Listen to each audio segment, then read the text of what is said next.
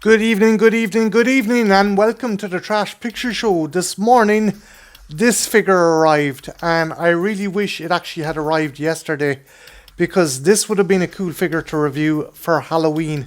This is the Hasbro Marvel Legends Strange Tales BloodStorm.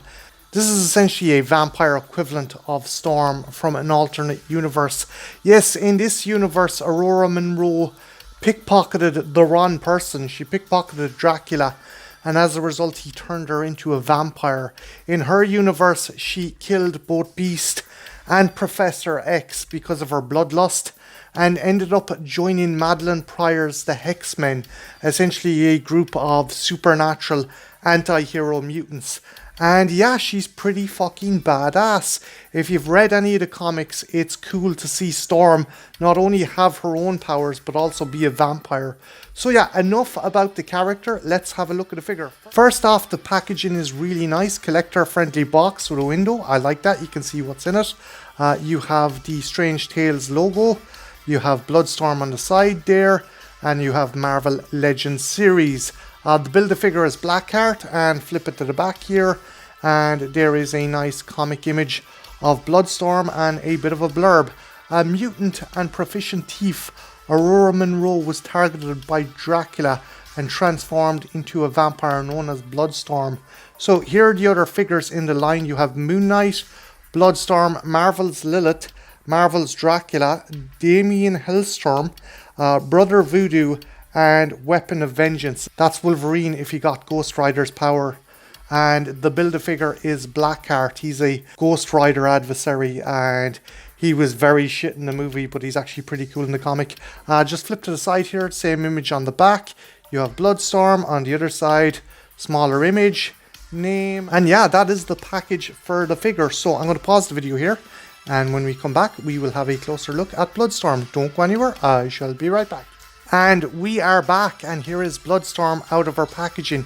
So before we look at the accessories, let's have a look at the figure herself. Now, the default head I really like. That is really cool. That is a nice sculpt. Just real kind of menacing look on Storm. And you can see her fangs there and her blood red eyes. And yeah, that is badass. That is very cool. Rotation wise, the head goes around really well. The plastic on the ponytail is soft, so you can manipulate it. You don't have to worry about it breaking, and it doesn't impede the articulation of the head. Really nice detailing on her jacket there.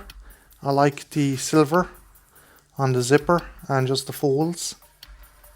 It's really well sculpted. The jacket is nicely sculpted. Just go to the back there. Even the paintwork, as you can see there, it looks like leather. Just looks like old leather. That's really cool. And she's wearing kind of a tube top there. Nice sculpting on her neck. The muscles, that's pretty cool. The kind of string on the top she's wearing. As you go down, you have her belly button, a belt with the X-Men logo on. Nice bit of silver there. And going down, these kind of acid wash jeans, skinny jeans, and her boots. Really nice paintwork, really nice sculpting on this figure. It is a gorgeous looking figure. Articulation wise for the rest of her, there is a double joint there on the leg. So you can manipulate the knees there. And there is a swivel around the hip. And there is a joint there as well in the foot, so you can put her into a very liberal pose. Articulation on the arms, fairly good. You can swivel there. Just a single joint on the arm, I'm surprised by that. That might restrict you into trying to put her into particular poses. But still, it's not a deal breaker, it's nice. Again, I really like the sculpting and the colouring on this. Kind of faded, acid washed colour on her jeans. Accessory wise, she comes with two accessories. The first one being her head, alternate head I don't know what it is, but I don't like the sculpt on this one as much. Maybe it's the fangs. The fangs look a bit... They look a bit silly. They're not terrible, but they do look silly. And I think I prefer the kind of more mohawk version she has of her hair than when it's tied back. I don't know. I just think this is a more interesting kind of expression to have. I get they do want to give you a neutral expression, but there's something about this that, I don't know. Maybe it's the fangs. Maybe the fangs are just that bit distracting for me. I don't know. But still, nice paintwork and nice sculpting. I just don't know about the actual expression on the face. The other accessory she comes with is these two hands. Now, again, Storm has been known to make kind of these exaggerated hand gestures when she's commanding the elements. So that makes a bit more sense for these. They're nicely sculpted as well. The nails are sculpted in. And just the palms of the hands and stuff. Again, they didn't half-arse it. That's pretty awesome. Again, really nice figure. Love the sculpting, love the paintwork. Particularly on the jacket. I mean, they went above and beyond to sculpt the jacket. Again, that look of kind of old leather. But yeah, guys, I'm going to pause the video here. And when I come back, I will compare her to some other Marvel Legends figures in my collection. Don't go anywhere. I shall be right back. And we are back. And there is BloodStorm in my alleyway. And considering she's a bloodthirsty vampire, I think the only person qualified enough to keep an eye on her is my Marvel Legends Blade. And yeah, I am actually shocked. She is the same, if not a wee bit taller, than Blade. Now maybe it's because I kind of have his legs separated a wee bit, but still, I think she may actually be taller than Blade.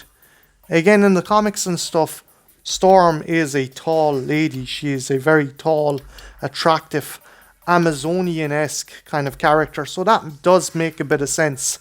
But yeah, I am shocked she is that bit taller than Blade. And considering she was a member of the X-Men for a while, I am going to put the Goblin Queen herself, Madeline Pryor, next to her. And just do a bit of a size comparison. There we go. And yeah, she is about the same size as Madeline as well. So, and lastly, for a bit more of a comparison, I'm going to put my Stepford Cuckoo figure next to her. And yeah, that makes sense because they're teenagers, they're that bit smaller. But yeah, she kicks ass. I like the fact that she essentially towers over Blade. Now again, it could be just the way I have him posed and he's more in a hunched position, but still, she is a formidable lady. Again, she is the same size as the Goblin Queen, maybe a wee bit taller, I don't know. But yeah, fantastic figure. Love the sculpting, love the primary head.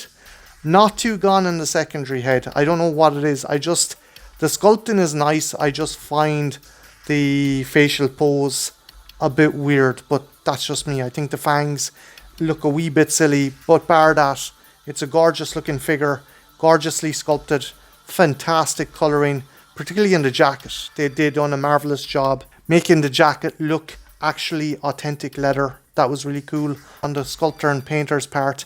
Again, awesome figure. But yeah, guys, what do you think of this figure? Would you pick it up? Would you get the rest of the Strange Tales line? Let me know in the comments below. And also, who is your favourite X-Men? Tell me that in the comments below as well. My name's Martin. This has been the Trash Picture Show. And yeah, have a good one. Take care. Bye now.